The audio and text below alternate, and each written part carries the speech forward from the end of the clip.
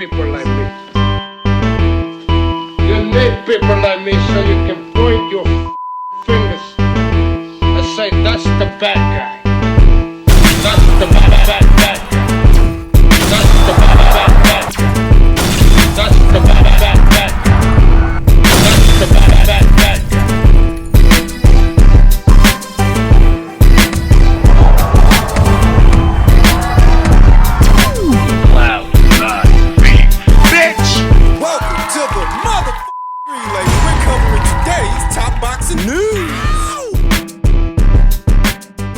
Okay, we'll start with this. It was announced earlier today that late next month on the 23rd in Orlando, Florida, reigning WBA lightweight champion Stephanie Hahn will be making a defense of her newly obtained WBA title against Colombia's own Paulina Angel. This doubles as both Stephanie Hahn's first defense of her WBA title and her first fight under the MVP banner after MVP signed her. 34 years old to Paulina, who's 10 years younger. 10 years younger at 24 years old. Stephanie Hahn sports an unblemished record of 10 wins with no losses, no draws, 3 recorded knockouts to Paulina, who has the same number of fights on her CV, but it's a lot more up and down.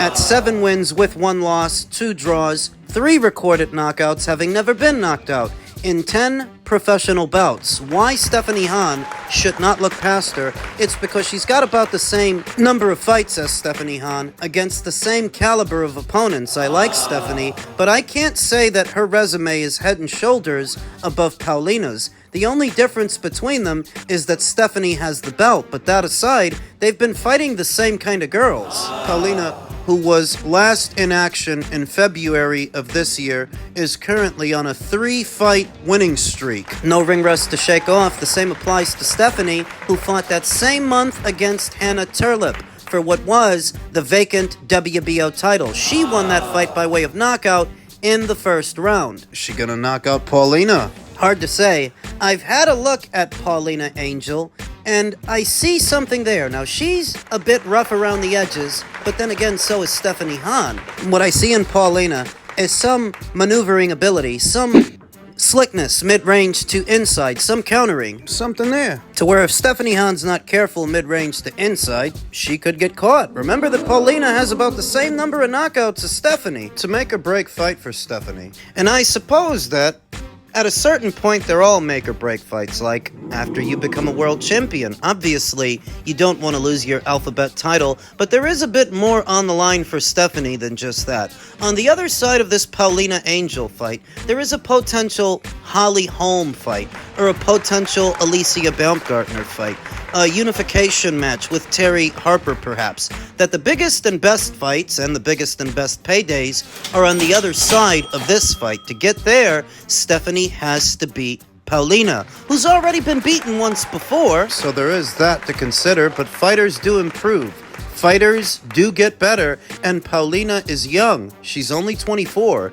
10 years younger than Stephanie. So can Stephanie stay WBA champion in late August? We'll find out, and we'll talk more about the fight as the fight date approaches. This weekend, the last Top Rank event of its existing ESPN contract airs this Saturday. After that, there will be no regularly scheduled boxing on linear TV in the United States for the first time, essentially, since the early 1940s, when TV became widely accessible. Shame on the stewards of the sport that let it happen. The card that Dan Rafael is referring to is the upcoming Xander Zayas versus Jorge Perez WBO junior middleweight title fight.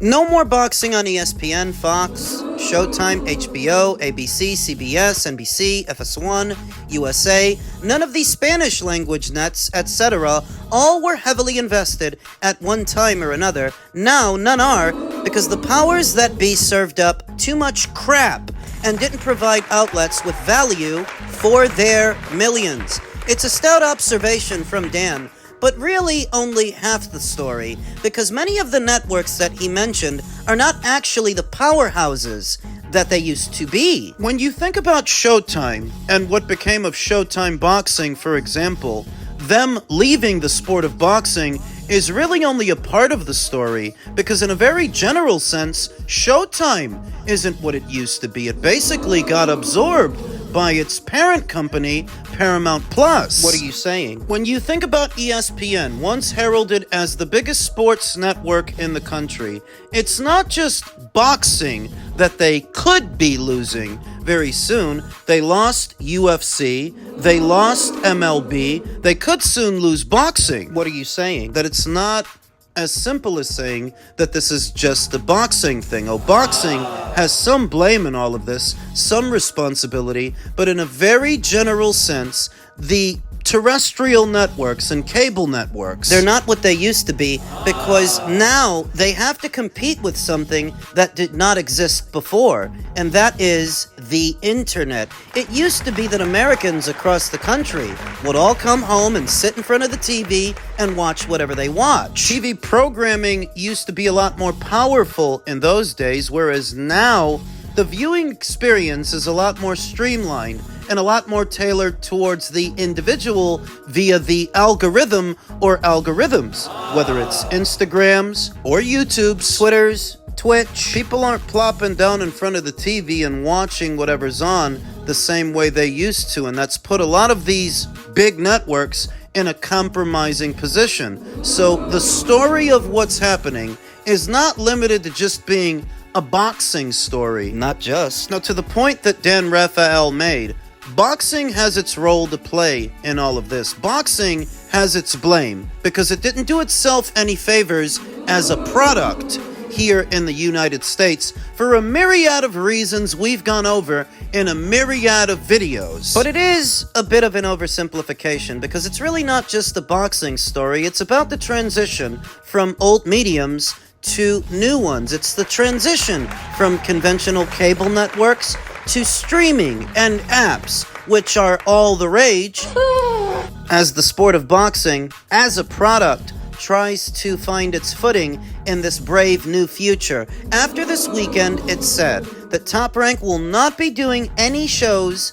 in the month of August, that there will be a complete blackout as they sort out their broadcast situation. And if all goes well, they will be back up and running in the fall without missing a beat, and perhaps with more than just one broadcast partner like before. You think about all those aforementioned networks that Dan Raphael mentioned, and just think outside of the boxing space for a moment. Just think outside of the box. How well are they doing in a very general sense?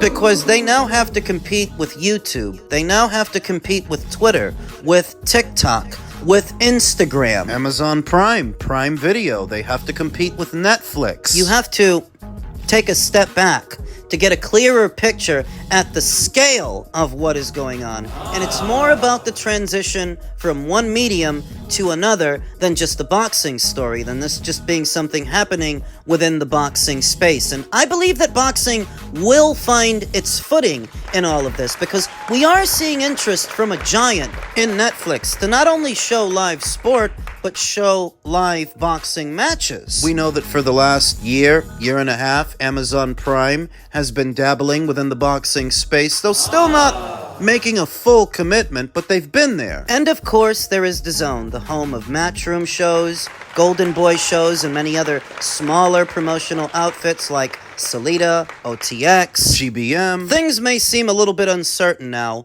a little bit murky, but I believe that boxing will find its footing in this brave, new, digital future. Though what you're seeing now is very much a transition from one medium to another. And I don't know that those aforementioned networks that Dan brought up, I don't know if they will survive the change, because I reiterate, Americans aren't consuming this content the same way they used to. But don't let it get you down. Things are going to be all right. In men's heavyweight news, you may have heard earlier today that the WBO has ordered the Alexander Usyk versus Joseph Parker fight. Joseph Parker, their interim champion, and his mandatory challenger. Oh my gosh.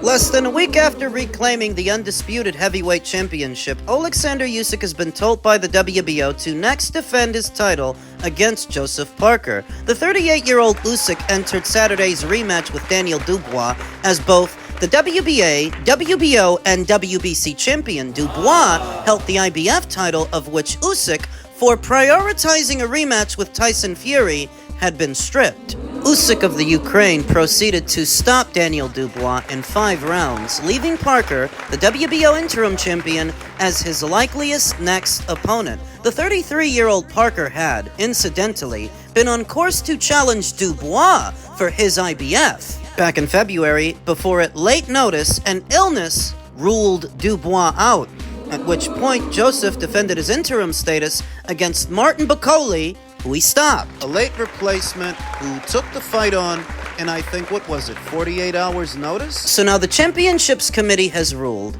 that Usyk must fulfill his mandatory against interim champion Joseph Parker. Gustavo Olivieri, the sanctioning body's president, posted on social media. Therefore, a formal negotiation order is forthcoming. The interim status will be terminated upon the completion of the mandatory bout, providing it happens. By virtue of his ruling, the WBO enforces expeditiously the one world champion per weight class policy.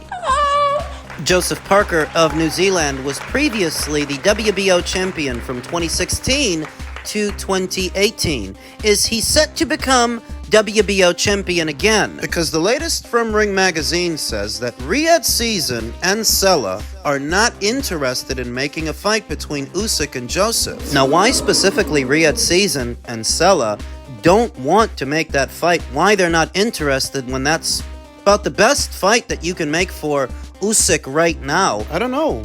I don't know why they're not interested. It's a good fight. Joseph Parker's recent run of form, dominating former champion Deontay Wilder, beating Zhilei Zhang in a thriller, and knocking out Martin Bakole, who took the fight on short notice. There are few fighters out there as deserving of a fight with Usyk as Joseph Parker. Why don't they want to make it? I remember immediately after this weekend's fight, Usyk's knockout win over Daniel Dubois, the second time he's done that. His Excellency expressed an interest in making a fight between Usyk and Moses Itauma. So maybe the reason they don't want to make this fight is because they want to make that one? For me and my money, it's far too soon for Moses to be fighting somebody like Usyk. You'll derail that kid's entire career, his trajectory, by fast-tracking him to a fight he's not ready for. I don't care what he looks like right now. He's not ready for somebody like Usyk. Usyk versus Parker doesn't have to be a Riyad Season or Ring Magazine fight. I believe that Joseph is currently signed to Queensberry Promotions, so if push comes to shove, Frank can make the fight happen. Frank can do it in the UK. Usyk's got a big enough following there that I think people would come out to see him box Joseph Parker in the UK. I think they would. It's a great fight. And what about Moses? Well, ahead of his upcoming fight with Dillian White, what is a step-up fight for Moses, Lennox Lewis has declared Moses Itauma the next coming. He still wants to see Tyson Fury versus Anthony Joshua.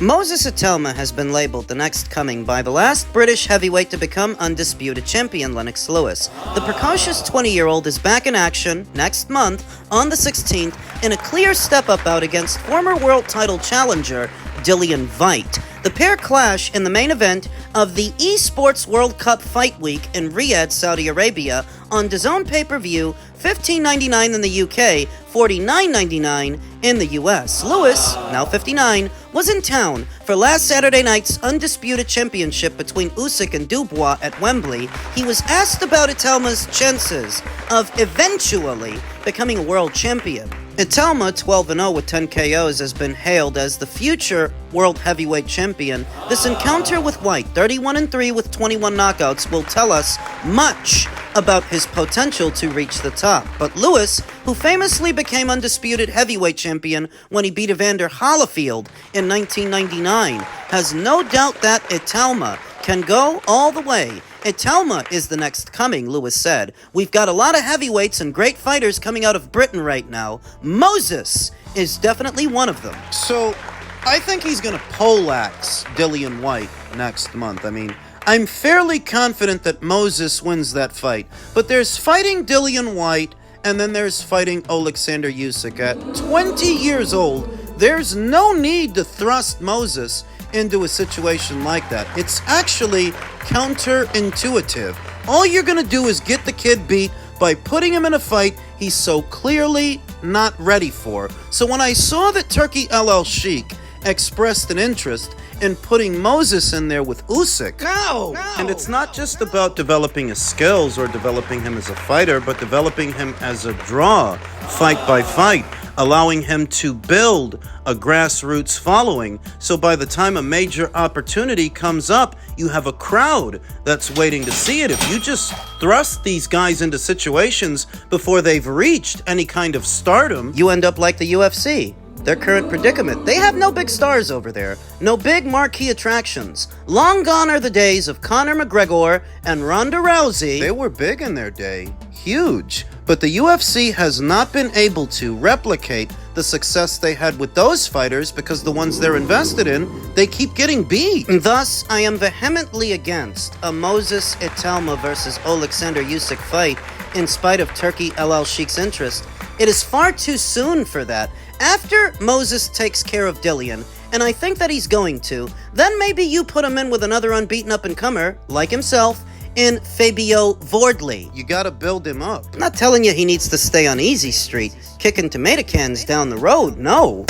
But you let him get past Dillian White, and then maybe you match him against the Fabio Wardley, or a Justice Hooney, I like either fight, maybe a Fraser Clark. Maybe Joe Joyce, because he hasn't retired. Keep in mind that Moses Itauma is only 20 years old with less than 20 fights. What are you rushing him for? Make the Parker fight. When I think about Usyk versus Parker, stylistically as a fight, Joseph Parker is one of the more adaptable fighters in the heavyweight division today. More malleable than a lot of other guys. He can box, he can brawl. He's got a chin, he can punch a bit, he's experienced, he's plenty experienced. There is this ongoing debate as to whether or not people should rate Usyk not just as an all-time great fighter, but an all-time great heavyweight. And the main indictment against him is that 6 out of his 7 or 8 heavyweight fights have been against the same 3 guys. 2 fights with AJ, 2 fights with Fury, then 2 fights with Dubois.